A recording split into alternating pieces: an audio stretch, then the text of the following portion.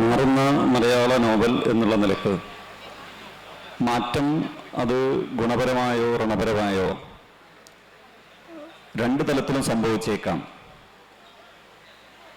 മാറ്റമില്ലാത്തത് മാറ്റത്തിന് മാത്രമാണ് എന്ന് പറയുന്നത് പോലെ നോവലിനകത്തും മാറ്റങ്ങളൊക്കെ തന്നെ ഉണ്ടായിട്ടുണ്ട് എന്നത് യാഥാർത്ഥ്യമാണ്. അങ്ങനെ മാറ്റങ്ങൾ ഉണ്ടാകുമ്പോൾ സ്വാഭാവികമായും മാറ്റങ്ങൾ ഏത് തരത്തിലാണ് എന്നതാണ് ഇവിടെ ചർച്ച ചെയ്യാൻ പോകുന്നത്. വ്യക്തിപരമായി പറയുമ്പോൾ ഒരുപാട് പോസിറ്റീവായിട്ടുള്ള ഗുണപരമായ മാറ്റങ്ങളാണ് സംഭവിച്ചിട്ടുള്ളത് എന്ന് തന്നെ പറയേണ്ടി വരും. പ്രധാനമായും നോവലുകൾ ഇന്ന് വായനക്കാർ ഏറുന്ന ഒരു കാലമാണ്. നോവൽ വായനക്ക് കൂടുതൽ ആസ്വാദകർ ഉണ്ടായിക്കൊണ്ടിരിക്കുന്നു എന്നുള്ളത് യാഥാർത്ഥ്യമാണ്.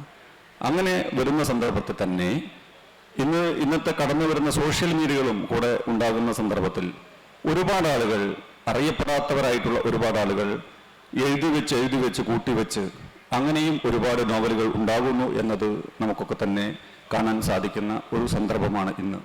അതുപോലെ തന്നെയാണ് അങ്ങനെ ഉണ്ടാകുന്ന സന്ദർഭത്തിൽ നാട്ടുചരിത്രങ്ങൾ ഒട്ടേറെ ആളുകളിലേക്ക് എത്താൻ സാധ്യമാകുന്നു.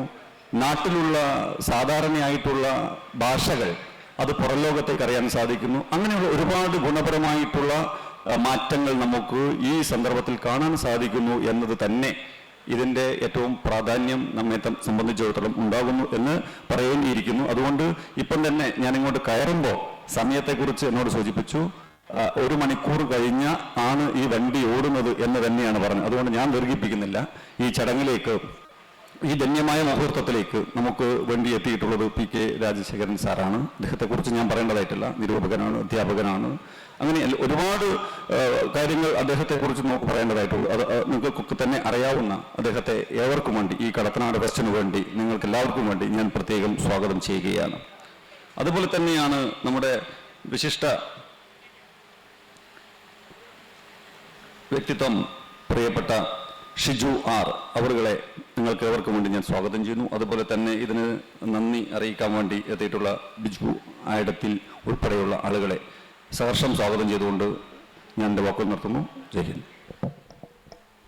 സ്നേഹമുള്ളവരെ, ഓർമ്മ വിശാലമായ അർത്ഥത്തിൽ ചരിത്രവും ചരിത്രബോധവുമാണ്. ഓർമ്മ, ജ്ഞാനം, വ്യാഖ്യാനശേഷി, ആഴത്തിലുള്ള വിമർശാവബോധം, ഇതുകൊണ്ട് മലയാള ഭാഷയെയും സാഹിത്യത്തെയും മുന്നോട്ട് നയിച്ച അപൂർവ വിസ്മയ പ്രതിഭകളിൽ ഒരാളാണ് ഇന്ന് ഈ സെഷനിൽ കടത്തനാട് ലിറ്ററേച്ചർ ഫെസ്റ്റിവലിൽ നമുക്കൊപ്പം ഉള്ളത്. ഒരിക്കൽ കൂടി ശ്രദ്ധേയമായ ആ നിരൂപക സാന്നിധ്യത്തെ ശ്രീ PK രാജശേഖരനെ നിങ്ങൾക്കെല്ലാം വേണ്ടി ഒരിക്കൽ കൂടി സ്വാഗതം ചെയ്യുന്നു. പിതൃഗഠികാരം, UV വിജയന്റെ കലയും ദർശനവും എന്ന കൃതി, അതുപോലെ തന്നെ മലയാള നോവലിന്റെ 100 വർഷത്തെ ചരിത്രം പറയുന്ന അന്ധനായ ദൈവം എന്ന പുസ്തക പ്രസാധനത്തിന്റെ ചരിത്രത്തെ മുൻനിർത്തിയുള്ള ബുക്സ്റ്റാൾജിയ എന്ന പുസ്തകം,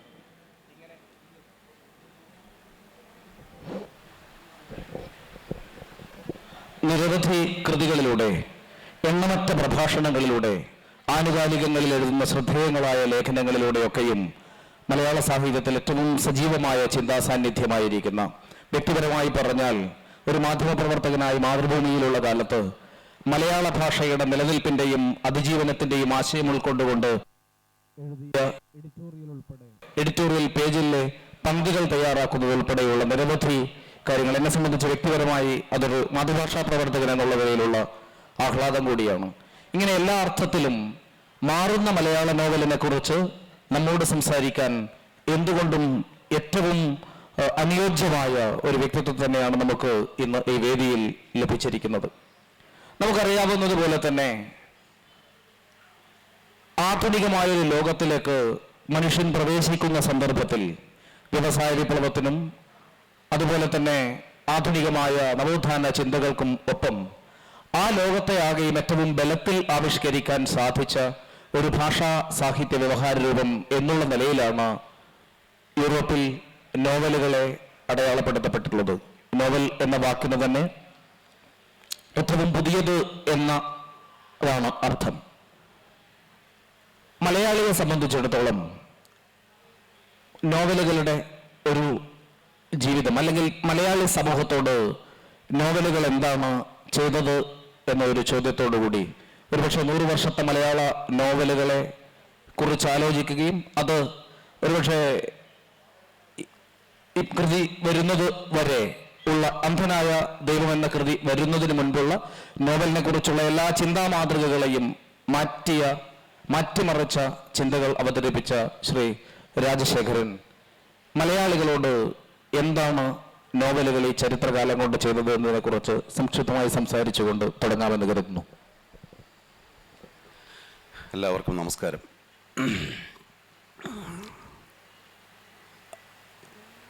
കഴിഞ്ഞ ഒരു 135 കൊല്ലത്തെ മലയാളിയുടെ ജീവിതത്തിൻ്റെ ചരിത്രം മലയാളിയുടെ നോവലിൻ്റെ ചരിത്രം കൂടിയാണ്.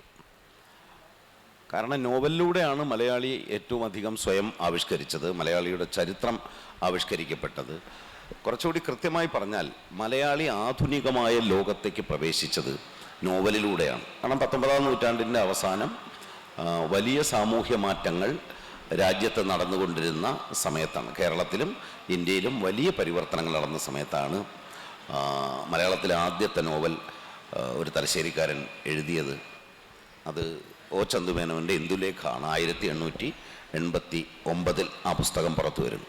ആ പുസ്തകം പുറത്തു വന്നപ്പോൾ ഉണ്ടായ വലിയ പ്രത്യേകത, അത് സ്ത്രീയുടെ ജീവിതത്തെ എഴുതി എന്നുള്ളത് വളരെ പ്രധാനപ്പെട്ട ഒരു കാര്യമാണ്. രണ്ടാമത്, പുതിയ ഒരു മിഡിൽ ക്ലാസിൻ്റെ ഉദയം 1880കളിൽ ഇംഗ്ലീഷ് വിദ്യാഭ്യാസം വ്യാപിച്ചതോടുകൂടി ഇന്ത്യയിലുടനീളം ഒരു പുതിയ മിഡിൽ ക്ലാസ് ഉയർന്നു വന്നു. അതായത് സർക്കാർ സർവീസുകളിൽ പ്രവേശിക്കുന്ന, കൂട്ടുകുടുംബത്തിൽ നിന്ന് പുറത്തു ചാടി ഒറ്റയായിട്ടുള്ള കുടുംബങ്ങൾ സ്ഥാപിച്ച് ആ വ്യക്തികളായിത്തീരുന്ന മനുഷ്യരുടെ, അതുവരെ ഉണ്ടായിരുന്നത് കുടുംബത്തിൻ്റെ ഭാഗമായ ആളുകളാണ്.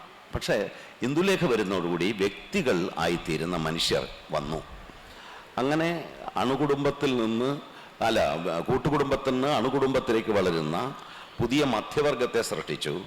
2, കൊളോണിയലിസവുമായിട്ടുള്ള ഇടപെടലുകൾ നടത്തുന്ന ആളുകളെ സംബന്ധിച്ചു. ഇന്റർനാഷണൽ കോൺഗ്രസിനെ കുറിച്ചുള്ള ആദ്യത്തെ ഡിസ്കഷൻ വരുന്നത് ഇന്ദുലേഖയിലാണ്. 1889 ഇന്ദുലേഖ പുറത്തു വരുന്നതിന് 4 കൊല്ലം മുമ്പ് മാത്രമാണ് ഇന്റർനാഷണൽ കോൺഗ്രസ് ഉണ്ടായത്.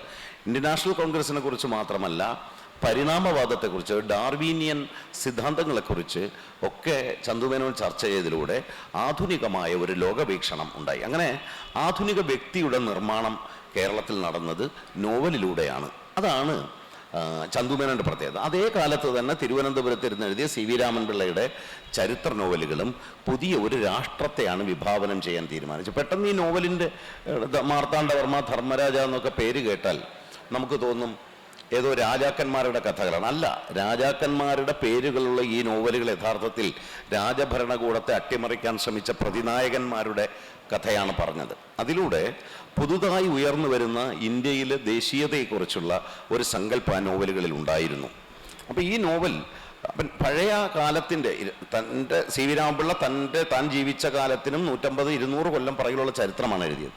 പക്ഷേ 250 കൊല്ലം പഴക്കമുള്ള ചരിത്രം എഴുതിയ ആ നോവലുകൾ പുതിയ കാലത്തെ രാഷ്ട്രത്തെക്കുറിച്ചും പ്രത്യേകിച്ചും കൊളോണിയൽ ആധിപത്യത്തിൻ്റെ പശ്ചാത്തലത്തിൽ ഉയർന്നു വരാൻ തുടങ്ങുന്ന ഇന്ത്യൻ ദേശീയതയെക്കുറിച്ചും സംസാരിച്ചു. പിന്നീട് നമുക്ക് അറിയാം 40കളിലെ നോവലുകൾ വരുന്നു. 30കളോടുകൂടി തകഴി ശിവശങ്കരപിള്ളയും കേശവദേവും ഒക്കെ എഴുതി തുടങ്ങുന്നു.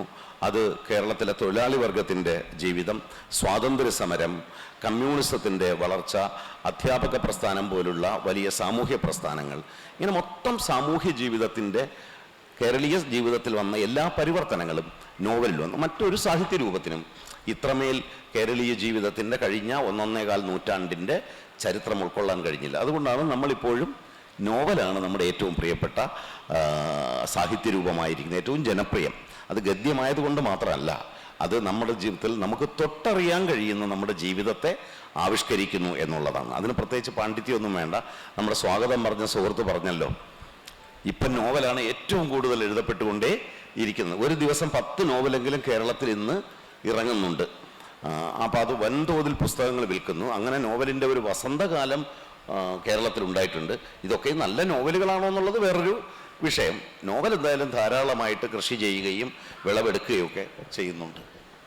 ഈ തുടക്കത്തെക്കുറിച്ച് പറയുന്ന സന്ദർഭത്തിൽ തീർച്ചയായിട്ടും ചേർക്കാവുന്ന ഒന്നുകൂടിയാണ് വടകരയെ സംബന്ധിച്ചാകുമ്പോൾ തലശ്ശേരിയിൽ നിന്നിറങ്ങുന്ന സരസ്വതി വിജയം എന്ന നോവൽ കൂടെ അതിൻ്റെ കൂടെ അല്ലേ, അതൊരു നവോത്ഥാന, കേരളത്തിൻ്റെ ഒരു നവോത്ഥാന പ്രക്രിയയെ സംബന്ധിച്ചിടത്തോളം അതിൻ്റെ ഒരു ചരിത്രത്തെ സവിശേഷമായി അടയാളപ്പെടുത്തുന്ന ഒരു നോവൽ കൂടിയാണ് പൂത്തേരി കുഞ്ഞമ്പുവിൻ്റെ നോവൽ എന്ന് പറയുന്നത്. ഇങ്ങനെ പല കാലങ്ങളെ സംബന്ധിച്ചിടത്തോളം അതാത് കാലത്തിൻ്റെ രാഷ്ട്രീയ സാമൂഹ്യ ജീവിതങ്ങളെ, സാംസ്കാരികമായ ചിന്തകളെയൊക്കെയും ഏറ്റവും നന്നായി സ്വാംശീകരിക്കുകയും ഏറ്റവും പ്രബലമായി ആവിഷ്കരിക്കുകയും ചെയ്യുന്ന നോവലുകളുടെ ഏറ്റവും പുതിയ ഒരുപക്ഷെ ഒരു സഹസ്രാബ്ദം കഴിഞ്ഞ് 25 വർഷങ്ങൾ പിന്നിടുമ്പോൾ, ഈ നേരത്തെ നമ്മൾ പറഞ്ഞതുപോലെ സാറിൻ്റെ നോവൽ പഠനത്തിൻ്റെ 25ാം വർഷത്തിൽ കൂടിയാണ് നമ്മൾ നിൽക്കുന്നത്. അതിൻ്റെ ഒരു സന്തോഷം കൂടി ഇന്ന് ഈ സെഷന് ഉണ്ട്. ഏറ്റവും പുതിയൊരു പ്രവണതകളെ ഒരു നിരൂപകൻ എന്നുള്ള നിലയിൽ സാർ എങ്ങനെയാണ് നോക്കിക്കാണുന്നത്? മലയാള നോവലിൽ ഈ നമ്മുടെ സമകാലിക പ്രവണതകളാണല്ലോ നമ്മൾ ഉദ്ദേശിക്കുന്നത്. ഈ നോവൽ സാഹിത്യത്തിൽ ഈ സമകാലികത്തിനൊരു പ്രശ്നമുണ്ട്. അത് കഴിഞ്ഞ ഒരു 25 കൊല്ലം കൂടെ ചേർന്നതാണ് ഈ സമകാലികത. ഈ കൊല്ലമോ കഴിഞ്ഞ കൊല്ലമോ മാത്രം നടന്ന കാര്യങ്ങളല്ല. അപ്പോൾ കഴിഞ്ഞ 25 കൊല്ലത്തെ വേണം നമ്മൾ സമകാലികതയായി എടുക്കേണ്ടത്. 21ാം നൂറ്റാണ്ടിലെ നോവൽ എന്ന് പറയുന്നതായിരിക്കും കുറച്ചുകൂടി സൗകര്യപ്രദമായ ഉപയോഗം.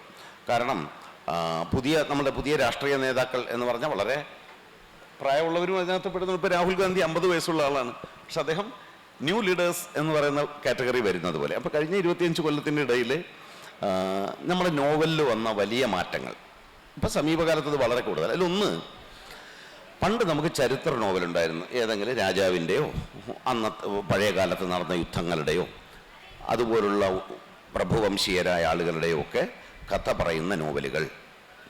അത് ചരിത്രത്തെ കൃത്യമായി പിന്തുടർന്ന് അതിനകത്ത് ഭാവനാത്മകമായി ഒരു കഥ ഉണ്ടാക്കാനുള്ള നോവലുകൾ ആണ് അന്ന് എഴുതപ്പെട്ടിരുന്നത്. അത് അപ്പൻ തമ്പുരാൻ്റെ ഭൂതരായർ പോലുള്ള നോവലുകളായാലും കപ്പനകൃഷ്ണമേനോൻ്റെ ചേരമാൻ പെരുമാളായാലും CV രാമൻപിള്ളയുടെ നേരത്തെ പറഞ്ഞ നോവലുകളായാലും എല്ലാം. പക്ഷേ 21ാം നൂറ്റാണ്ട് വരുന്നതോടുകൂടി ചരിത്രം നോവലിൽ വ്യത്യസ്തമായൊരു വിഷയമാകാൻ തുടങ്ങി. ഈ ചരിത്ര നോവലുകളൊന്നും പരമ്പരാഗത ചരിത്ര നോവലുകളല്ല. നേരത്തെ ഇവിടെ സംസാരിച്ച TD രാമകൃഷ്ണനുണ്ട്. TD രാമകൃഷ്ണൻ്റെ ഫ്രാൻസിസ് ചിട്ടിക്കോര എന്ന് പറഞ്ഞ നോവല് ചരിത്ര നോവലാണ്. എന്നാൽ അത് പരമ്പരാഗത ചരിത്ര നോവലേ അല്ല. അതായത് വളരെ തീർത്തും ഇമാജിനറി ആയ ഒരു ചരിത്രം സൃഷ്ടിക്കുക. ഇത് രാമകൃഷ്ണൻ നോവൽ മാത്രമല്ല, ഇപ്പം സുഭാഷ് ചന്ദ്രൻ്റെ മനുഷ്യനെ രാമുഖം എടുത്തു നോക്കൂ, അതിനകത്തും ഒരു ചരിത്ര നോവലിൻ്റെ ഒരംശം കിടപ്പുണ്ട്. അപ്പം ചരിത്രത്തെ പുനർവ്യാഖ്യാനിക്കുകയും പുതിയ ചരിത്രങ്ങൾ സൃഷ്ടിക്കുകയും ചെയ്യുക എന്നുള്ളത് കഴിഞ്ഞ 25 കൊല്ലത്തിനിടയിലെ മലയാള നോവലിൽ വന്ന പല പ്രവണതകളിൽ ഒന്ന്.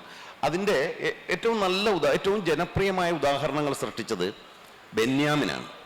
ബെന്യാമിൻ്റെ മഞ്ഞവേൽ മരണങ്ങൾ, മാന്തളിർ വർഷങ്ങൾ, ഇതെല്ലാം സവിശേഷമായ വേറൊരു തരം ഹിസ്റ്റോറിക്കൽ ഫിക്ഷൻസാണ്. അപ്പോൾ ഈ ചരിത്ര നോവലുകളെ നമ്മൾ ന്യൂ ഹിസ്റ്റോറിക്കൽ ഫിക്ഷനോ പുതിയ ചരിത്ര നോവലുകൾ എന്ന് വേണം വിളിക്കേണ്ടത്. പരമ്പരാഗത ചരിത്ര നോവലുകളോ ഒന്നും തന്നെ അല്ല. അത് ഈ ജനസിൽ ഒരുപാട് പേര് നോവലുകൾ എഴുതിയിട്ടുണ്ട്, പക്ഷേ എല്ലാം മെച്ചപ്പെട്ടതല്ലാത്തത് കൊണ്ട് വായനക്കാരുടെ അത്ര ശ്രദ്ധ കിട്ടിയിട്ടില്ലെന്നേ ഉള്ളൂ. അപ്പോൾ ചരിത്രത്തെ ഒരു പ്രമേയമായി സ്വീകരിക്കുക, പുതിയ തരം ചരിത്രം സൃഷ്ടിക്കുക, ചരിത്രത്തോട് ഒബ്സസ്സായ ഒരു നോവൽ ശൈലി കൊണ്ടുവരിക. ഇനി വേറൊന്നാണ്, കുറേ കൂടി പിന്നിലേക്ക് പോയ ഒരു ഇമാജിനറി ചരിത്രം സൃഷ്ടിക്കുക, ഒരു സാങ്കല്പിക ചരിത്രം സൃഷ്ടിക്കുന്നത്.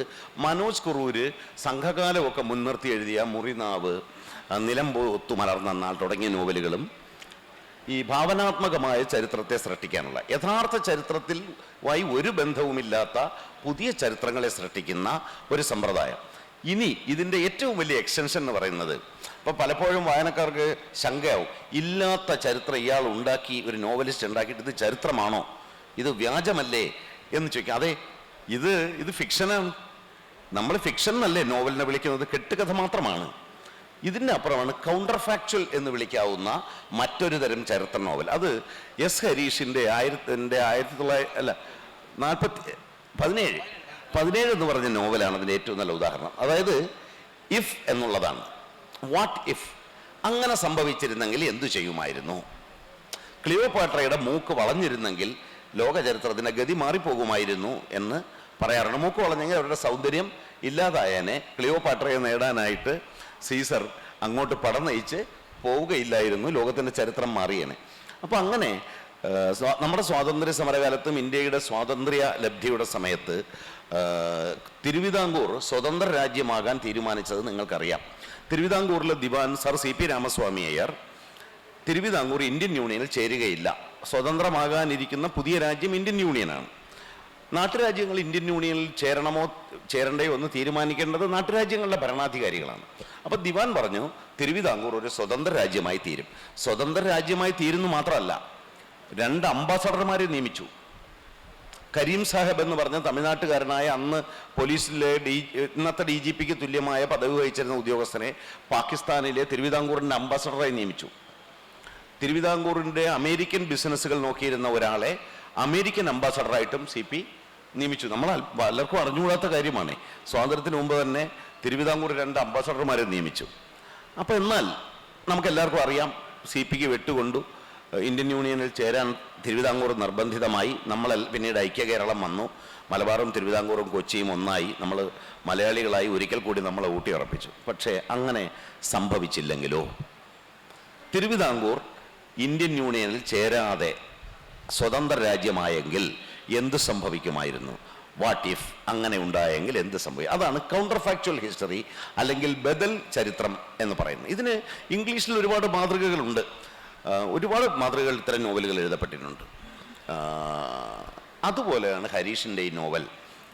തിരുവിതാംകൂർ സ്വതന്ത്ര രാജ്യമായി തിരുവിതാംകൂറിലെ സ്വാതന്ത്ര്യ സമര പ്രവർത്തനം, ഭീകരപ്രവർത്തനം നടത്തുന്ന വൈക്കം മുഹമ്മദ് ബഷീർ എന്ന് പറഞ്ഞ ഒരാളിനെ പിന്തുടർന്നുകൊണ്ടേയിരിക്കുന്ന ഒരു രഹസ്യ പോലീസുകാരൻ്റെ കഥ പറയുന്നു. VS അച്യുതാനന്ദൻ കൊല്ലപ്പെടുകയും അതെ VS അച്യുതാനന്ദൻ കൊല്ലപ്പെടുന്നു. അപ്പം ചരിത്ര പുതിയ ചരിത്രമാണ്, ബദൽ ചരിത്രം, ആൾട്ടർനേറ്റീവ് ഹിസ്റ്ററി എന്ന് പറയാം, അല്ലെങ്കിൽ കൗണ്ടർ ഫാക്ച്വൽ ഹിസ്റ്ററി, വസ്തുതാവിരുദ്ധമായ ചരിത്രം. അപ്പോൾ ഈ നോവൽ പബ്ലിഷ് ചെയ്ത് വന്നപ്പോൾ നമ്മുടെ ചില ആളുകൾക്കൊക്കെ പരിഭ്രമായി പോയി.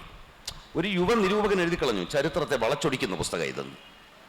അത് കൗണ്ടർ ഫാക്ച്വലിന് ബദൽ എന്ന് പറഞ്ഞ ആൾട്ടർനേറ്റീവ് ഹിസ്റ്ററി എന്ന് പറഞ്ഞൊരു നോവൽ സമ്പ്രദായം ലോകത്തുണ്ടായിട്ട് 50-60 കൊല്ലം കഴിഞ്ഞു. അതറിയാതാണ് പറയുന്നത്, അയ്യോ ചരിത്രമെല്ലാം വളഞ്ഞുപോയി ഒടിഞ്ഞുപോയി എന്നൊക്കെ ഇങ്ങനെ പറയുന്നത്. ഇനിയും പല പ്രവണതകളും ഉണ്ട്.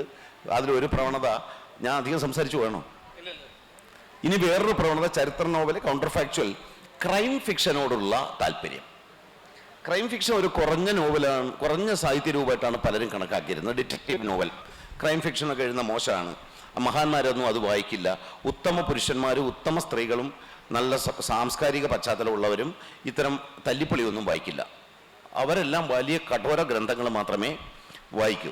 ഞാൻ ഈ ക്രൈം നോവലൊക്കെ വായിക്കുന്ന ഒരാളാണ്, അതുകൊണ്ടാണ് ഞാനിതിന് പറയുന്നത്. പക്ഷെ ക്രൈം നോവലിൻ്റെ ഘടന, ക്രൈം നോവലിൻ്റെ ഇൻവെസ്റ്റിഗേഷൻ ഇങ്ങനെ ഭ്രമിപ്പിക്കുമല്ലോ. അത് കുറ്റവാളി ആരാന്നറിയാനുള്ള അന്ത്യത്തെ പേജിലെ സൊല്യൂഷനിലേക്ക് നമ്മളെ നയിച്ചു കൊണ്ടുപോകുന്ന അസാധാരണമായ ഉത്കണ്ഠയുടെ നിർമ്മാണം, ആ ആർട്ടിനെ എടുത്തിട്ട്, കൊലപാതകമൊന്നുമല്ല, മറിച്ച് ക്രൈം നോവലിൻ്റെ ഘടനയെ സീരിയസ് ആയിട്ടുള്ള ലിറ്റററി ഫിക്ഷനിൽ, സീരിയസ് ആയിട്ടുള്ള ഗുണമേന്മയുള്ള നോവലുകളിൽ ഉപയോഗിക്കാനുള്ള ശ്രമം. അതിൻ്റെ ഒരു ഉദാഹരണമാണ് TD രാമകൃഷ്ണൻ അത് നന്നായി പ്രയോഗിച്ചിട്ടുണ്ട്.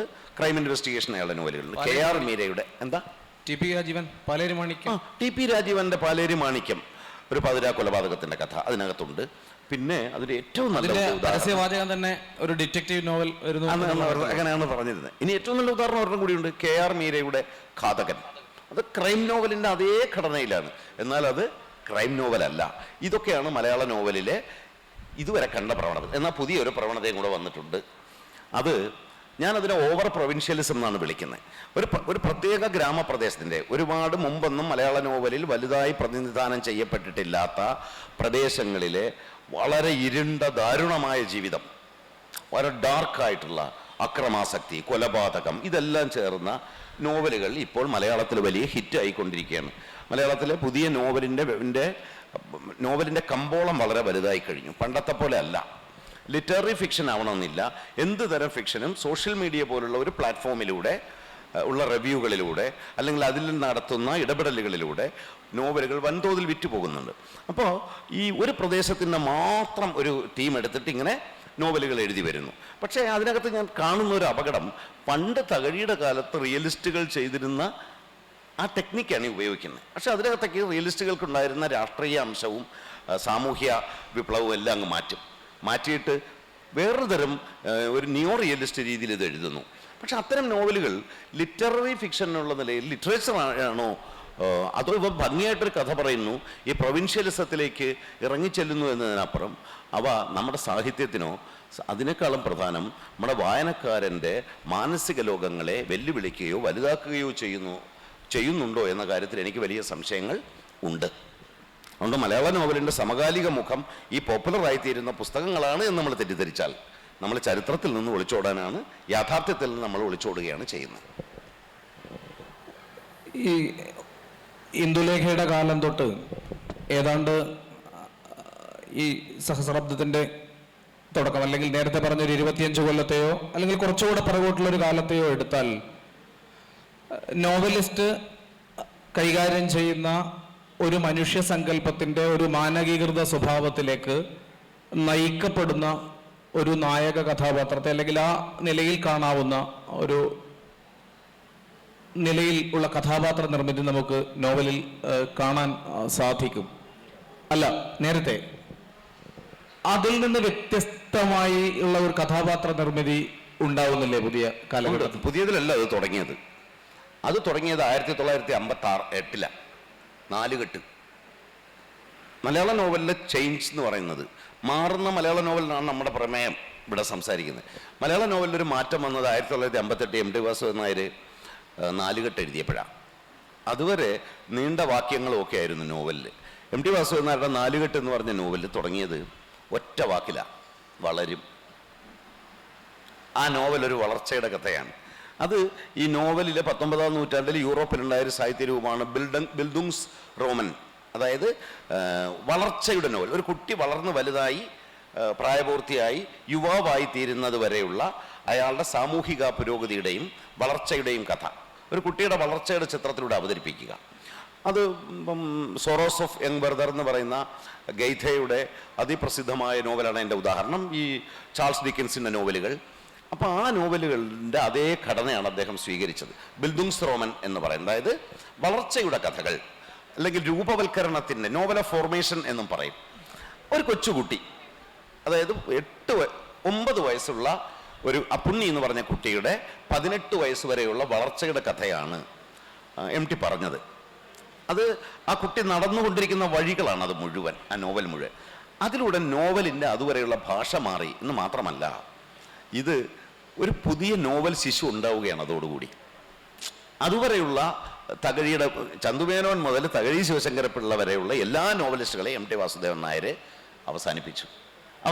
പക്ഷേ എം ടി എഴുതിയതിന് ശേഷമാണ് തകഴിയുടെ പല പ്രധാന നോവലും പിന്നെ വന്നത്, പൊറ്റക്കാട്ട് വന്നത്.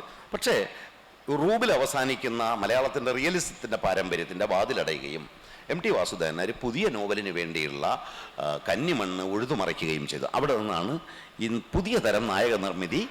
അപ്പുണ്ണി എന്ന് പറഞ്ഞൊരു നായകനെ അതിനു മുമ്പ് മലയാളം കണ്ടിട്ടേ ഇല്ലായിരുന്നു. അവിടെ നിന്നാണ് ഖസാക്കിലെ രവിയിലേക്കുള്ള മലയാള നോവലിൻ്റെ വളർച്ച തുടങ്ങുന്നത്. പിന്നീട് കുറെ കൂടി എം ടി ഉയർത്തിയ നോവൽ സങ്കല്പത്തെ വിജയൻ വളരെ ഉന്നതമായ നിലയിലേക്ക് ഉയർത്തി. എം മുകുന്ദൻ സൃഷ്ടിച്ച നായകന്മാർ. പക്ഷേ അത്തരം നായകന്മാരുടെ ഒരു യൂണിവേഴ്സലായ വീക്ഷണമാണ് ഉണ്ടായിരുന്നത്. മോഡേണിസ്റ്റ് നോവലുകളുടെ യൂണിവേഴ്സൽ വീക്ഷണമാണ്, കുറെ കൂടി ലോകവീക്ഷണം പുലർത്തുന്ന. എന്നാൽ നമ്മുടെ പുതിയ നോവലുകളിൽ ഞങ്ങൾക്ക് ഈ ലോകവീക്ഷണമൊന്നും വേണ്ട എന്ന് പറഞ്ഞ് അവനവൻ്റെ ഗ്രാമീണതകളിലേക്ക് മടങ്ങുന്ന കഥാപാത്രങ്ങളെ സൃഷ്ടിക്കും. എല്ലാവരും അങ്ങനെയല്ല. KR മീരയുടെ ആരാച്ചാർ അങ്ങനെയല്ല, സുഭാഷ് ചന്ദ്രൻ്റെ നോവൽ അങ്ങനെയല്ല, സമുദ്രശീല അങ്ങനെയല്ല. അങ്ങനെയും വ്യത്യാസങ്ങൾ ഉണ്ട്. സാർ, അപ്പം ഞാൻ ചോദിക്കുന്നൊരു കാര്യം എന്ന് പറയുന്നത്, ഇപ്പം ഖസാക്കിനെ അത് ഇറങ്ങിയ സന്ദർഭത്തിലോ അല്ല അതിന് ശേഷമുള്ള കുറച്ച് കാലത്തോ, അല്ലെങ്കിൽ മുകുന്ദൻ്റെ നോവലുകളെയൊക്കെ നമ്മൾ വായിക്കുമ്പോൾ ഈ പറഞ്ഞതുപോലെ ആ കാലഘട്ടത്തിൽ ഒരു യൂണിവേഴ്സലായ ഫിലോസഫിയുടെ, യൂണിവേഴ്സലായി വികസിച്ചു വരുന്ന ഒരു തത്വചിന്തയുടെയും ദർശനങ്ങളുടെയും ലോകത്തിൻ്റെ വെളിച്ചത്തിൽ നാം വായിച്ചു. നേരെ മറിച്ച് ഇന്നിപ്പോൾ നമ്മളത് പുതിയ തരത്തിലുള്ള നിരൂപണത്തിൽ വായിക്കുമ്പോൾ നമ്മൾ അവിടുത്തെ ദേശത്തിൻ്റെ സവിശേഷതകൾ ഒരുപക്ഷെ രവിയിൽ നിന്ന് മാറിയിട്ട് നൈജാം അലിയിലേക്കൊരു പാരഡൈം ആ നോവൽ നോട്ടത്തിൽ മാറുന്ന വിധത്തിലുള്ളൊരു നിരൂപണം അല്ലെങ്കിൽ ഒരു വായനാ രീതി വളർന്നു വരുന്നില്ലേ? അതിൻ്റെ ഒരു അനുബന്ധമായിരിക്കില്ലേ ഒരുപക്ഷെ ഈ പറഞ്ഞ? അല്ല, അങ്ങനെ ഒരു വായനാ രീതി ഉണ്ടാക്കിയാളാം ഞാൻ. പക്ഷേ രവിയല്ല, അള്ളാപിച്ച പോലൊക്കെ നമ്മൾ പ്രധാന കഥാപാത്രമായിട്ട് വെച്ചിരിക്കുന്നത് നൈജാം അലിയാണ്. അതിപ്പോൾ ദീപന്റെ നാടകം തന്നെ മാറ്റി അത് ഉണ്ട്. പക്ഷെ അത് ആ നോവലിന് ആ ശേഷി ഉള്ളത് കൊണ്ടാണ്. നിരൂപകന് അങ്ങനെ വായിക്കാൻ കഴിഞ്ഞ എന്തുകൊണ്ടാണ്? ആ നോവലിന് ആ ശേഷി ഉള്ളത് കൊണ്ടല്ലേ. അപ്പൊ ആ ശേഷിയുള്ള നോവലാവുമ്പോൾ അത് ഒന്നാം തരം ലിറ്റററി ഫിക്ഷൻ ആയതുകൊണ്ടാണ്. അതുപോലെ പുതിയ തരം വായനകൾക്ക് നമ്മളെ പ്രേരിപ്പിക്കുന്ന തരത്തിൽ നോവലുകൾ വളർന്നാലേ അവയെ നമ്മൾ മെച്ചപ്പെട്ട നോവലുകളെന്ന് വിളിക്കേണ്ടതുള്ളൂ. അല്ലെങ്കിൽ അവ സാധാരണ ആളുകളെയൊക്കെ രസിപ്പിച്ചിങ്ങനെ കടന്നു പോകും, വൺ ബുക്ക് വണ്ടേഴ്സായി കടന്നു പോവുകയോ ഒക്കെ ചെയ്യും. അത് എല്ലാ കാലവും ഇങ്ങനെ ഇടയ്ക്കിടയ്ക്ക് ചില നോവലുകൾ പ്രത്യക്ഷപ്പെട്ട് ഇത് വായിച്ചില്ലെങ്കിൽ വലിയ പ്രശ്നമായി പോകും, എൻ്റെ ജീവിതം അവസാനിച്ചു പോകുമെന്ന് പറയും. ആളുകളൊക്കെ ചാടി വീണത് വായിക്കുകയും ചെയ്യും. കുട്ടികളോടൊക്കെ വായനാശീലം ഉണ്ടെന്നൊക്കെ ക്ലാസ്സിൽ ചോദിച്ചാലേ വായിക്കാറുണ്ട്, എന്തൊക്കെയാണ് വായിക്കുന്നത്, ആൽക്കമിസ്റ്റ് വായിച്ചിട്ടുണ്ടെന്ന് പറയും. അത് കഴിഞ്ഞാൽ പറയും ആട് ജീവിതവും വായിച്ചിട്ടുണ്ടെന്ന്. പിന്നെ അതിൻ്റെ അടുത്ത വല്ലതും വായിച്ചാൽ ഇല്ല, അതോടെ അങ്ങ് അവസാനിച്ചു എന്ന് പറഞ്ഞു. അപ്പം അതുപോലത്തെ വായന കാര്യമില്ലല്ലോ. അല്ല, അതിനെ ഇപ്പോൾ നമ്മളുടെ ഒരു നോട്ടം ഈ പറയുന്ന പ്രാദേശിക ചരിത്രങ്ങളെയും അതിനകത്ത് പ്രതിപാദിക്കപ്പെടുന്ന മിത്തുകളെയും പ്രാദേശിക ആരാധനകളെയൊക്കെ മുൻനിർത്തി നമുക്കൊരു പഴയ നോവലുകളെ വായിക്കാൻ സാധിക്കുന്ന ഒരു ഭാവുകത്വം തീർച്ചയായും പുതിയ നോവൽ നിർമ്മിതിയെ സ്വാധീനിക്കും. ഇപ്പം എസ് ഹരീഷിന്റെ തന്നെ മീശയെ നമ്മളൊരു ഉദാഹരണമായിട്ട് പറയുകയാണെങ്കിൽ ഒരു പ്രദേശത്ത് നിന്ന് ഉള്ള ഒരു ജീവിതം തന്നെയാണ് അത് ആവിഷ്കരിക്കുന്നത്. പക്ഷേ മീശ എന്ന് പറയുന്ന ഒരു കഥാപാത്രം ഒരുപക്ഷെ രാമായണത്തിലെ രാമനെയൊക്കെ പോലെയുള്ള ഒരു വലിയ ഒരു മിത്തായി, അല്ലെങ്കിൽ നമ്മൾ ഈ പുരാവൃത്തങ്ങളിൽ തന്നെ നമ്മൾ പറയുമല്ലോ പ്രാദേശികമായ മിത്തുകളെന്നും ഒരു പാൻ ഇന്ത്യൻ മിത്ത് എന്നും പറയുന്നത്. ഈ പാൻ ഇന്ത്യൻ മിത്തുകളൊക്കെയും വലിയ സംഹാരോത്സവമായ ഒരു രാഷ്ട്രീയത്തിന്റെ ഒരു ഉപാധിയായി ഉപയോഗിക്കപ്പെടുന്ന ഒരു സന്ദർഭത്തിൽ, അല്ലെങ്കിൽ മിത്തുകളുടെ ഈ സ്റ്റാൻഡേർഡൈസേഷൻ ആ മട്ടിൽ വരുന്ന ഒരു സന്ദർഭത്തിൽ പ്രാദേശിക ചരിത്രത്തിനും പ്രാദേശികമായുള്ള മിത്തുകൾക്കുമൊക്കെ ഒരുപക്ഷെ ഒരു സാംസ്കാരിക പ്രതിരോധത്തിന്റെ ഉപാധിയായി തീരാൻ കഴിയുന്നതുകൊണ്ടുകൂടി ആയിരിക്കും ആളുകൾ ഈ പ്രാദേശികതയിലേക്ക് ചുരുങ്ങുന്നുണ്ടാവുക. തീർച്ചയായിട്ടും അത് ഇവരൊക്കെ ചെയ്യുന്നതിന് മുമ്പ് എൻ പ്രഭാകരൻ അത് നന്നായി ചെയ്തതാണ്. തിയൂർ രേഖകൾ പോലുള്ളൊരു നോവൽ വായിച്ച് നോക്കി കഴിഞ്ഞാൽ പ്രഭാകരൻ വളരെ കുറച്ചുകൂടി ലിറ്റററി ക്വാളിറ്റിയോടുകൂടി അത് ചെയ്തതാണ്. പക്ഷേ ഈ പ്രതിരോധത്തിൻ്റെ പുതിയ രാഷ്ട്രീയത്തിൻ്റെ ഒക്കെ ഇതായിട്ട് ഉപയോഗിക്കുമ്പോഴും അതിനകത്ത് ലിറ്റററി ആയിട്ടുള്ള ക്വാളിറ്റീസ് വേണം, ഇല്ലെങ്കിൽ അത് പൾപ്പ് മാത്രമാണ്. അതുണ്ടോ എന്നാണ് നമ്മൾ പരിശോധിക്കേണ്ടത്. നോവൽ ഒരു കഥ പറച്ചിൽ മാത്രമല്ല, കഥയുടെ ഇടയിലാണ് തോന്നുന്നത് സാഹിത്യം ഇരിക്കുന്നത്. നോവൽ വെറും കഥ മാത്രമല്ല. ഒരു കഥ പറഞ്ഞ് നമ്മളങ്ങ് നന്നായി രസിച്ചെങ്കിൽ പിന്നെ നമ്മളെന്താ ഒരു രസിക്കാൻ വേണ്ടി മാത്രം അത് വായിക്കേണ്ട കാര്യമില്ലല്ലോ. അതിനപ്പുറവും നമ്മുടെ ജീവിതത്തിൻ്റെ സമകാലിക സന്ദർഭത്തെ വ്യാഖ്യാനിക്കാൻ നമുക്ക് ടൂൾസ് തരുന്നു, നമുക്ക് ഉപകരണങ്ങൾ തരുന്നു എന്നുള്ളതാണ് ഒരു സാഹിത്യകൃതിയുടെ പ്രത്യേകത. നമ്മുടെ സമകാലിക ജീവിതത്തെ നമുക്ക് വ്യാഖ്യാനിക്കാൻ നമുക്ക് പറ്റുന്നില്ല. എന്നാൽ ആ നോവൽ വായിക്കുന്നതോടുകൂടി ഞാനതിനെ വ്യാഖ്യാനിക്കുന്നു. എൻ്റെ ജീവിതം എന്താണ് എന്ന് എന്നെ കൂടുതൽ കാണിച്ചു തരാൻ കഴിയണം. അപ്പം മാത്രമേ നോവലിന് ആ ശക്തി ഉണ്ടാവുകയുള്ളൂ. അല്ലെങ്കിൽ അത് വെറുമൊരു രസിപ്പിക്കൽ കഥ മാത്രമായി തീരും. അതിപ്പോൾ ഒരു കുട്ടികൾ കോമിക്സ് വായിച്ച് രസിക്കും പോലെ ഒരു നോവൽ വായിച്ചിട്ട് വായനക്കാരെ പരീക്ഷിക്കാത്ത നോവൽ ആനന്ദ് 1995 എഴുതിയ ഗോവർദ്ധൻ്റെ യാത്രകൾ എന്ന് പറഞ്ഞ നോവൽ, പക്ഷേ മലയാള നോവലിലെ ഏറ്റവും വലിയ ബ്രേക്ക് നടന്ന ആ നോവലിലാണ്. ആ നോവൽ അവസാനിപ്പിച്ചുകൊണ്ട് ആനന്ദ് എഴുതിയൊരു കുറച്ച് വാക്യങ്ങളുണ്ട്. അതിലൊന്ന്, ഈ നോവൽ ഇവിടെ അവസാനിച്ചു എന്ന് പറഞ്ഞല്ല ഞാനിതിവിടെ നിർത്തുന്നത്. ഒരു നോവലും എഴുത്തുകാരൻ്റെ ഇച്ഛയ്ക്കനുസരിച്ച് അവസാനിക്കാനും പോകുന്നില്ല. ഈ നോവൽ വായനക്കാരെ ഏറ്റെടുത്ത് മുന്നോട്ട് കൊണ്ടുപോകുമ്പോഴാണ് ഈ നോവൽ വളരുക. അങ്ങനെ വായനക്കാർക്ക് ആ നോവൽ ഏറ്റെടുക്കാൻ കഴിയണമെങ്കിൽ ഏറ്റെടുക്കാൻ വേണ്ടത് അതിനകത്ത് ഉണ്ടാകണം. ആളുകളെ കേവലമായ നമ്മുടെ ചില വികാരങ്ങളെയൊക്കെ മാത്രം സന്തോഷിപ്പിക്കുന്ന നോവലുകൾ കൊണ്ട് അത് നടക്കില്ല. അത് വെറും പോപ്പുലർ ഫിക്ഷൻ അല്ലെങ്കിൽ പൾപ്പ് ഫിക്ഷൻ്റെ നിലവാരത്തിലേക്ക് താഴ്ന്നു പോവുകയേ ഉള്ളൂ. അപ്പോൾ പുതിയ കാലത്തെ ഈ നോവലിസ്റ്റുകൾ പലരും, മികച്ച നോവലിസ്റ്റുകൾ, ഈ സാധ്യതകൾ ആരായുന്നുണ്ട്. നോവലിൻ്റെ പരമ്പരാഗത ഞാൻ ഹരീഷൊക്കെ ചെയ്ത അതാണ്. ഈ പുതിയ നോവലിസ്റ്റുകൾ എല്ലാവരും ഇത്തരം സാധ്യതകൾ വീണ്ടെടുത്ത് പുതിയൊരു കഥ പറച്ചിൽ രീതി രൂപപ്പെടുത്താൻ ശ്രമിക്കുന്നു. അതുപോലെ തന്നെ ഈ കഥ പറച്ചിൽ രീതി എന്ന് പറയുമ്പോൾ നോവലിലെ പരമപ്രധാനമായ കാര്യം അതിൻ്റെ ആഖ്യാനമാണ്. അതെങ്ങനെ നറേറ്റ് ചെയ്യുന്നു എന്നുള്ളതാണ്. ആ നറേറ്റീവ് വളരെ വളരെ വളരെ പ്രധാനമാണ് നോവലിനെ സംബന്ധിച്ച്. അത് ഈ നമ്മൾ കൂടുതൽ ചർച്ച ചെയ്യുമ്പോൾ അത് പ്രമേയങ്ങളിലേക്കും കഥകളിലേക്കും മാത്രം ഊന്നിപ്പോകുന്ന ഒരു പ്രശ്നമുണ്ട്. അങ്ങനെയാണെങ്കിൽ എന്താണ് നമ്മൾ ഈ നോവൽ ഫോമിന് ഇപ്പൊ ലോകത്ത് സംഭവിച്ചുകൊണ്ടിരിക്കുന്ന മാറ്റങ്ങൾ എന്തൊക്കെയാണ്, അതെങ്ങനെയാണ് മലയാളത്തിൽ റിഫ്ലക്ട് ചെയ്യുന്നത് ചുരുക്കിയിട്ട്? അത് ഈ ചോദ്യം ചോദിച്ചതിന് ഷിജുവിനോട് ഒരു പ്രത്യേകം നന്ദി പറയട്ടെ. കാരണം നമ്മൾ മറ്റ് സ്ഥലങ്ങളിലൊക്കെ നടക്കുന്ന കാര്യങ്ങൾ അറിഞ്ഞാലേ നമ്മൾ ചെയ്യുന്ന എന്താണെന്ന് നമുക്ക് മനസ്സിലാവും. നോവലിൽ അത്യധികമായ എക്സ്പെരിമെൻറ്റുകൾ, വലിയ പരീക്ഷണങ്ങൾ ലോകത്ത് പല ഭാഷകളിൽ നടക്കുന്നുണ്ട്. ഞെട്ടിപ്പിക്കുന്ന പരീക്ഷണങ്ങളാണ് നടക്കുന്നത്. അത് നമ്മൾ പേര് കേൾക്കുന്ന നോവലിസ്റ്റുകൾ, ഒരൊറ്റ നോവലിനെ കുറിച്ച് മാത്രം ഞാൻ പറയാം. അത് ഈ ഇംഗ്ലീഷിൽ ഒരു ഒരു ഒരു ഒരു ഒരു പാരഡോക്സ് ഉണ്ട്, തെസ്യൂസിൻ്റെ കപ്പൽ. ഞാനതിനെ വാസ്കോഡ ഗാമയുടെ കപ്പൽ എന്ന് പേരിടാം. ഈ വാസ്കോഡ ഗാമ വന്ന കപ്പലില്ലേ, കാപ്പാട്ട് വന്നിറങ്ങിയ കപ്പലുണ്ടല്ലോ ആദ്യത്തെ, ഈ കപ്പൽ വാസ്കോഡ ഗാമ ഇവിടെ ഉപേക്ഷിച്ചിട്ട് പോയി എന്ന് വെക്കുക. അപ്പം നമ്മൾ അതിനെ എടുത്തൊരു മ്യൂസിയത്തിൽ കൊണ്ടുവച്ചു, എവിടെയെങ്കിലും സൂക്ഷിച്ചു വെച്ചു. കുറച്ചു കാലം കഴിഞ്ഞ് 10-50 വർഷം കഴിഞ്ഞപ്പോൾ അതിൻ്റെ ഒരു തടി ഇളകി. അപ്പം നമ്മൾ എന്ത് ചെയ്യുന്നു, വേറൊരു തടി അവിടെ വയ്ക്കുന്നു. അങ്ങനെ 500 കൊല്ലം കൊണ്ട് ഓരോ ഭാഗമായി നമ്മൾ ഇളക്കി റീപ്ലേസ് ചെയ്ത് വെച്ചു. അപ്പം ഇത് വാസ്കോഡ ഗാമയുടെ കപ്പലാണോ? അല്ലേ. ചെത്തുപോയതെല്ലാം ഇളക്കി കളഞ്ഞിട്ട് പുതിയ തടി വെക്കുകയാണ്. ഇത് വാസ്കോഡ ഗാമയുടെ കപ്പലാണോ? സമയമായോ? ഈ വണ്ടി വൈകി ഓടുന്നത് കൊണ്ട് ഇത് എളുപ്പം നിർത്തണമെങ്കിൽ പറയണം കേട്ടോ സമയം. എനിക്ക് അതിനകത്ത് ബുദ്ധിമുട്ടില്ല. എനിക്കതെന്തോ ഒരു വലിയ നാണക്കേട്, അപമാനമായതൊന്നും എനിക്ക് തോന്നില്ല. കൃത്യസമയം പറഞ്ഞാൽ മതി. അപ്പൊ എന്താ അത് വാസ്കോഡ ഗാമയുടെ കപ്പലാണോ? ആണല്ലോ. ആണല്ലേ. എന്നാലേ ആ ഇളക്കി കളഞ്ഞ തടിയില്ലേ, ചെത്തുപോയ തടി, അതെല്ലാം കൂടി എടുത്ത് ഞാൻ വേറൊരു കപ്പലുണ്ടാക്കി. അതോ? അതെന്തായിരിക്കും? അത് വാസ്കോഡ ഗാമയുടെ കപ്പലാണോ? ഈ പാരഡോക്സിന് ഉത്തരവില്ല. ഇത് വലിയ പ്രശ്നമാണ്. അപ്പൊ ഈ പാരഡോക്സ് വെച്ചിട്ട് ഒരാളൊരു നോവൽ എഴുതി ഇംഗ്ലീഷിൽ. ആ നോവലിന്റെ പ്രശ്നം, നോവൽ ഒരു കവറിനകത്ത് അടച്ചിരിക്കും, നല്ല ഹാർഡ് ബൗണ്ട് നോവലാണ്. അപ്പോൾ അത് നമ്മളെ പഴയ VHS ഒക്കെ ഇടൂല, ഇങ്ങനെ 3 ഭാഗവും അടഞ്ഞ ഒരു പെട്ടി. ഈ പെട്ടിയുടെ പുറത്ത് ഈ നോവലിൻ്റെ പേര് എഴുതിയിട്ടുണ്ട്. പക്ഷെ അതിൽ നിന്ന് ഊരിയെടുത്ത് അകത്തിരിക്കുന്ന പുസ്തകത്തിൽ ഈ നോവലിൻ്റെ പേരല്ല, അത് വേറെ നോവലാണ്. അപ്പം ഈ നോവലിൻ്റെ പ്രത്യേകത, ഈ നോവൽ ഇങ്ങനെ അച്ചടിച്ചിട്ടുണ്ട്, അതിൻ്റെ സൈഡിൽ പെൻസിൽ കൊണ്ട് ഒരാൾ എന്തോ എഴുതിയിട്ടുണ്ട്.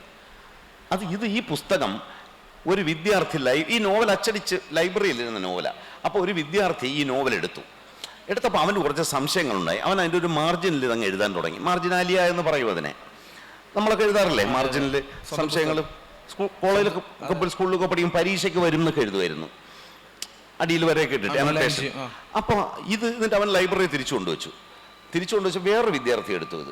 അവൻ നോക്കിയപ്പോൾ ഈ ചോദ്യങ്ങൾ വായിച്ചിട്ട് അതിന് അവൻ കുറച്ച് ഉത്തരങ്ങൾ അവൻ അങ്ങ് എഴുതിയ നീലമഷിയിലാണ് എഴുതിയത്. ഈ 2 പേരും തമ്മിലുള്ള സംവാദം നോവലിലെ മുഖ്യ കഥയ്ക്ക് സമാന്തരമായി നടന്നുകൊണ്ടിരിക്കുന്നു. അപ്പോൾ ഈ നോവൽ പ്രിന്റ് ചെയ്തിരിക്കുന്നതായത് നമ്മൾ പെട്ടെന്നെടുത്ത് ആരോ ഇതിനകത്ത് വരയും കുറിയിട്ടു. മാത്രമല്ല ഈ നോവൽ എടുത്തുകൊണ്ട് ഷിജു ക്യാമ്പസിലൂടെ നടക്കുകയാണ്. അപ്പോൾ അങ്ങനെ പോകുമ്പോൾ SFIക്കാരോ KSUക്കാരോ ഒരു നോട്ടീസ് തരും. അപ്പോൾ ഷിജു പെട്ടെന്ന് എന്ത് ചെയ്യും, നോട്ടീസ് വായിച്ചുകൊണ്ട് മടക്കി പുസ്തകത്തിനകത്ത് വയ്ക്കും. അങ്ങനെ പോകുമ്പോൾ ഒരു പോസ്റ്റ് കാർഡ് കിട്ടുന്നു, ആ പോസ്റ്റ് കാർഡും വയ്ക്കും. ഇങ്ങനെ ഈ വിദ്യാർത്ഥികൾ ഈ പുസ്തകത്തിൽ വച്ച സമസ്ത സാധനങ്ങൾ ഈ പുസ്തകത്തിൽ അടിച്ചു വെച്ചിരിക്കുക. അതിനകത്ത് ചീട്ടുകളുണ്ട്, സിനിമ ടിക്കറ്റിൻ്റെ കഷ്ണമുണ്ട്, ബസ് ടിക്കറ്റ് ഉണ്ട്. ഇതെല്ലാം പ്രിന്റ് ചെയ്ത് ഈ നോവലിൻ്റെ ഭാഗമാണ്. നോവലിൽ നറേറ്റീവിനെ എങ്ങനെ ബ്രേക്ക് ചെയ്യാം എന്ന് പറഞ്ഞ് നോവലിൻ്റെ ഇതുപോലുള്ള പരീക്ഷണങ്ങളിൽ ഒന്ന് മാത്രമാണ്. പിന്നെ നിങ്ങൾക്കറിയാം, പെട്ടിയിലടച്ച നോവലുകൾ പണ്ടേ ഉണ്ടായിട്ടുണ്ട്. അതുപോലെ ബെന്യാമിന് ഒരെണ്ണം, തരകൻസ് ഗ്രന്ഥവരി. ഇങ്ങനെ നോവലിൽ ഞാൻ ഒരു പരീക്ഷണം മാത്രമാണ് പറഞ്ഞത്. ഇത്തരം എക്സ്പെരിമെൻറ്റുകളിലൂടെ ഒരു ക്രൈം ഫിക്ഷനിൽ ഒരാൾ നടത്തിയ പരീക്ഷണം പറയാം. അതായത് ഒരു പ്രാചീന കാലത്തുള്ള ഒരു പുസ്തകം പരിശോധിക്കുന്ന ഒരു എഡിറ്ററുടെ കഥയാണ്. എഡിറ്റർ ഈ പുസ്തകം പരിശോധിച്ചുകൊണ്ടിരിക്കുന്ന ഒരു കൊലപാതക കഥയാണ് അതിൽ എഴുതിയിരിക്കുന്നത്. ഇയാൾക്ക് സംശയങ്ങൾ വരും. ഈ സംശയമെല്ലാം ഇയാൾ ഫുട് നോട്ടായിട്ട് പുസ്തകത്തിൽ എഴുതുന്നു. അങ്ങനെ 148 ഫുട് നോട്ടുണ്ട് ഈ നോവലിൽ. ഈ 148 ഫുട് നോട്ടുകളിലൂടെ മറ്റൊരു കഥയാണ് പറയുന്നത്. അപ്പോൾ മുകളിൽ ഈ പുസ്തകത്തിൻ്റെ എല്ലാ പേജിലും 1/4 പേജ് ഫുട് നോട്ടാണ്. അപ്പോൾ മുകളിലൊരു കഥ വായിക്കുന്നു, താഴത്തെ ഫുട് നോട്ടിൽ മറ്റൊരു കഥ വായിക്കുന്നു. ഇങ്ങനെ പാരലലായ 2 കഥകളുടെ യൂണിവേഴ്സിലൂടെ വായനക്കാരെ കൊണ്ടുപോവുകയും നമ്മൾ തല പൊട്ടിത്തെറിക്കുന്ന അവസ്ഥയിൽ നമ്മൾ എത്തിച്ചേരുകയും ചെയ്തു. ഇങ്ങനെ നോവൽ നമുക്ക് സങ്കല്പിക്കാനൊക്കെ ഉള്ള എന്തുതരം സാധ്യതയിലേക്കും വളർന്നുകൊണ്ടിരിക്കുമ്പോഴാണ് നമ്മൾ ഈ തോട്ടുവരമ്പിൽ മാത്രമേ നിൽക്കുന്നു വാശിയോടുകൂടി ഇപ്പോഴിങ്ങനെ പൈങ്കളി പ്രേമം എഴുതിക്കൊണ്ടൊക്കെ നടക്കുന്നതെന്നും കൂടി നിങ്ങൾ ഓർക്കണം. കഥ പറച്ചിൽ അത് 2 ലക്ഷം വിറ്റു 4 ലക്ഷം വിറ്റ് എന്ന് കൈയടിച്ചിട്ടൊന്നും കാര്യമില്ല. ചരക്ക് നോവലാകണം. അങ്ങനെ ഒരു പ്രധാനപ്പെട്ട കാര്യമുണ്ട്. അതുകൊണ്ടാണ് നമ്മളിപ്പോഴും ദസ്തയേവ്സ്കിയെ വായിക്കുകയും ഇന്നിവിടെ കാഫ്കയ്ക്ക് വേണ്ടി ഒരു സെഷൻ ആളുകൾ മാറ്റി വയ്ക്കുകയും ഒക്കെ ചെയ്തത്. ഇനി ചുരുങ്ങിയ സമയം കൊണ്ട് നമുക്ക് കാണികളിൽ നിന്നുള്ള സംശയങ്ങൾ, ചോദ്യങ്ങൾ എന്നിവയിലേക്ക് മാറാം. സമയം വളരെ പരിമിതമാണ്. ദീർഘമായ സംഭാഷണങ്ങളല്ല, ചോദ്യങ്ങൾ.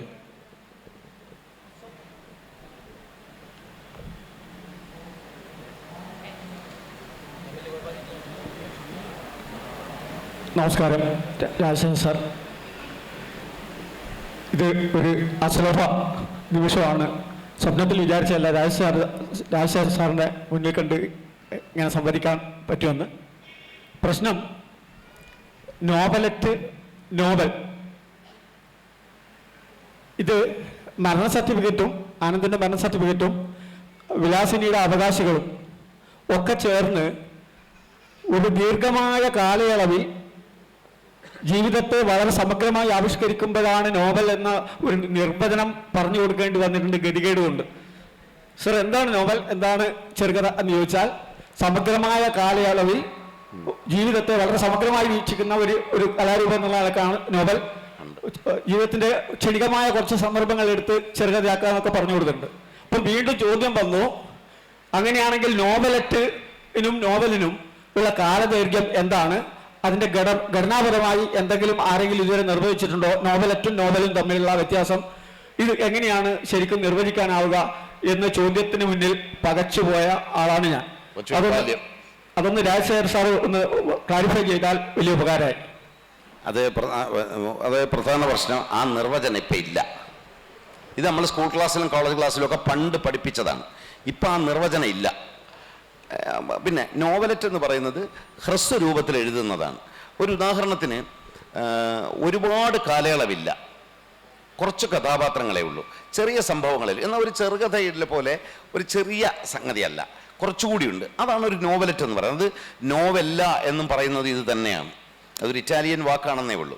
അപ്പം അതിൻ്റെ ഈ രൂപവ്യത്യാസത്തിലൊരു വലിയ തർക്കത്തിൻ്റെ ഒന്നും കാര്യമില്ല. ഇപ്പം ബഷീറിൻ്റെ പല പുസ്തകങ്ങൾ നോക്കണം, വലിയ ദീർഘകാലയളവൊന്നുമില്ല, ചെറിയ പുസ്തകങ്ങളാണ്, വളരെ ചെറുതല്ലേ, അവ വലിയ നോവലുകളാണ്. അപ്പോൾ ഇതിന് മറുവശത്ത് നോവലിൻ്റെ നിർവചനമൊക്കെ മാറി. കുറച്ചുകൂടി വേറെ തരത്തിൽ പറഞ്ഞാൽ നോവലിൻ്റെ പ്രത്യേകത, നോവല് യഥാർത്ഥ ജീവിതത്തിലാണ് നിൽക്കുന്നത്. അതായത് കുന്തലത എന്നൊരു നോവലില്ലേ മലയാളത്തിലെ, PSC ചോദ്യപേപ്പറിൽ മാത്രമാണ് മലയാളത്തിലെ ആദ്യത്തെ നോവൽ കുന്തലത. പിന്നെ അത് സ്കൂളിലെ ടീച്ചർമാരൊക്കെ ഇങ്ങനെ പഠിപ്പിക്കുന്നുണ്ട്, കോളേജിൽ ചിലർ പഠിപ്പിക്കും. പിന്നെ മലയാളത്തിലെ ആദ്യത്തെ ലക്ഷണമൊത്ത നോവൽ ഇന്ദുലേഖ. ആദ്യത്തെ ലക്ഷണം കെട്ട നോവൽ ഏതാണെന്ന് ഇന്ന് വരെ ആരും പറഞ്ഞിട്ടില്ല. അപ്പം അതിൻ്റെ വ്യത്യാസം, മലയാളത്തിലെ ആദ്യത്തെ നോവൽ ഒരെണ്ണേ ഉള്ളത് ഇന്ദുലേഖയാണ്. കുന്തലത നോവലല്ല, അത് റൊമാൻസാണ്, അത് വീരകഥ എന്ന വകുപ്പാണ്. ഈ വീരന്മാരും പ്രഭുക്കന്മാരും പറക്കുന്ന കുതിരകളും ഒക്കെയുള്ള നോവലുകളാണ്. അത്തരം സാധനങ്ങളെ നമ്മൾ നോവലായി കണക്കാക്കാറില്ല. അതിനെ റൊമാൻസ് എന്ന് പറയാം. അത് മോശമൊന്നുമല്ല, അതിനെ അങ്ങ് മാറ്റി നിർത്തുക. നോവൽ നമുക്ക് തൊട്ടറിയാവുന്ന, നിങ്ങൾക്ക് രുചിച്ചറിയാവുന്ന നിങ്ങളുടെ ജീവിതം ആണ് ആവിഷ്കരിക്കുന്നത്. അങ്ങനെ ആവിഷ്കരിക്കുന്നത് എന്ത് നോവൽ. അതിന് ഇത്ര അധ്യായം വേണം, ഇത്ര കാലം വേണമെന്നില്ല. അതിൻ്റെ പ്രത്യേകത, 100 കൊല്ലം നീണ്ടു നിന്ന ഒരു യുദ്ധത്തെ 200 പേജിലും എഴുതാം. ഒരു നിമിഷത്തെ ഓർമ്മയെ 3000 പേജിലും എഴുതാം. ഒരാൾ ഒരു ചായ കുടിച്ചു, ചായ എടുത്ത് വെച്ച് ഒരു കേക്ക് കഷ്ണം കടിച്ച്, അപ്പോൾ പണ്ട് അമ്മ തന്ന കേക്കിനെ കുറിച്ച് ഓർത്തു, പിന്നെ ആ കേക്കിനെ കുറിച്ച് എഴുതി. അങ്ങനെ നോവൽ എഴുതി വന്നപ്പോൾ 3000 പേജായി. 20-ാം നൂറ്റാണ്ടിലെ ഏറ്റവും മഹത്തായ നോവലുകളിൽ ഒന്നായി അത് മാറി. അത് മർസേൽ പ്രൂസ്റ്റിൻ്റെ in search of lost time. ഈ പുതിയ ഇംഗ്ലീഷ് ട്രാൻസ്ലേഷൻ വന്നു. പണ്ട് നമ്മളൊക്കെ വിദ്യാർത്ഥികളായിരുന്നില്ല, പ്രായമുള്ളവർ വിദ്യാർത്ഥികളായിരുന്നപ്പോൾ അതിൻ്റെ പേര് ഇംഗ്ലീഷിൽ റിമംബറൻസ് ഓഫ് തിങ്സ് പാസ്റ്റ് എന്നാണ്. ഇപ്പോൾ ആ വിവർത്തനം ഉപേക്ഷിച്ചിട്ട് അതിൻ്റെ പുതിയ വിവർത്തനം വന്നു, in search of lost time, പോയ കാലം തേടി. 3500 പേജുണ്ട്. എന്നാൽ ടോൾസ്റ്റോയി ഒരു മഹായുദ്ധത്തിൻ്റെ കഥയെ അതിനേക്കാളും ചെറുതായിട്ടാണ് എഴുതിയത്. ഒരു ഓർമ്മ 3000 പേജിലും എത്രയോ കൊല്ലം നീണ്ടുന്നൊരു മഹായുദ്ധം 600 പേജിലും 700 പേജിലും എഴുതാൻ കഴിയും. ഇതാണ് നോവലിൻ്റെ പ്രത്യേകത. പിന്നെ നോവലിനെ കാനിബാൾ എന്നാണ് വിളിക്കേണ്ടത്. കാനിബാൾ എന്ന് പറഞ്ഞാൽ സ്വവർഗ ഭോജി. ഞാൻ സ്വവർഗ ഭോജി എന്നാണ് പറഞ്ഞത്, സ്വന്തം വർഗത്തെ കഴിക്കുന്നത്. സ്വവർഗ ഭോഗി എന്ന് തെറ്റി കേട്ടുപോകും ആളുകൾ. കാനിബാളാണ്. അതായത് നോവൽ എന്തിനേയും തിന്നുകളയും. അതിനകത്ത് കവിത വയ്ക്കാം, ഉപന്യാസം വയ്ക്കാം, നാടകം വേണം. എന്തിന്? പ്രിന്റിംഗ് ടെക്നോളജി അനുവദിക്കുമെങ്കിൽ ഒരു ആട്ടുകല്ല് വരെ അതിനകത്ത് എടുത്ത് വയ്ക്കാം, എന്തും ചെയ്യാം. ഇന്നതേ നോവലിൽ എഴുതാവുന്നില്ല, കവിതയിൽ ഇത് സാധ്യമല്ല. കവിതയ്ക്കകത്തൊരു നാടകം എഴുതാനോ പ്രബന്ധം എഴുതാനോ ഒന്നും സാധ്യമല്ല. അങ്ങനെ പിന്നെ ഇനി ഇതെല്ലാം കഴിഞ്ഞ് ഒരു കാര്യം കൂടെ ശ്രദ്ധിച്ചോളണം. നോവലിന് ഒരു വലിയ കുഴപ്പമുണ്ട്. നിങ്ങൾ അതിനെ നിർവചിക്കാൻ ശ്രമിക്കുകയാണെന്ന് അറിഞ്ഞാൽ അത് അപ്പം അതിൻ്റെ രൂപം മാറ്റും. അങ്ങനെ ഒരു നിർവചനത്തിനും അത് വഴങ്ങിത്തരുകയില്ല. അപ്പം ഈ വ്യത്യാസം ഇപ്പോൾ ആരും അങ്ങനെ പരിഗണിക്കാറില്ല. വ്യാസനും വിഘ്നേശ്വരനും എന്ന നോവലിന് ആമുഖമായി ആനന്ദ് എഴുതിയതുപോലെ ഏതിരിപ്പിലും പർവ്വങ്ങളെ തീരുന്നുള്ളൂ, പ്രശ്നങ്ങൾ തീരുന്നില്ല. നാം ഈ വേദിയിൽ നിന്ന് വിടവാങ്ങുകയാണ്. പക്ഷേ ഇനിയും പ്രസിദ്ധീകരിക്കാനുള്ള കൃതികളിലൂടെ, ലേഖനങ്ങളിലൂടെ, തൻ്റെ പ്രഭാഷണങ്ങളിലൂടെ, യൂട്യൂബിലൊക്കെ ഏറ്റവും ആഴമുള്ള പ്രഭാഷണങ്ങളുടെ ഒരു സാന്നിധ്യമായ രാജശേഖരൻ സാറുണ്ട്. തീർച്ചയായും ഇനിയും വായനാലോകവുമായുള്ള അദ്ദേഹത്തിൻ്റെ സംവാദം തുടരുക തന്നെ ചെയ്യും. മാറുന്ന മലയാള നോവൽ എന്ന ഈ സെഷൻ ഇവിടെ അവസാനിക്കുന്നു. കടത്തനാട് ലിറ്ററേച്ചർ ഫെസ്റ്റിവൽ സ്നേഹത്തോടെ രാജശേഖർ സാറിന് അഭിവാദ്യങ്ങൾ നേരുന്നു. ഈ സെഷനെ നന്ദി പറയാൻ വേണ്ടി ബിജുൽ അയർത്തിന് ക്ഷണിച്ചു കൊടുക്കും.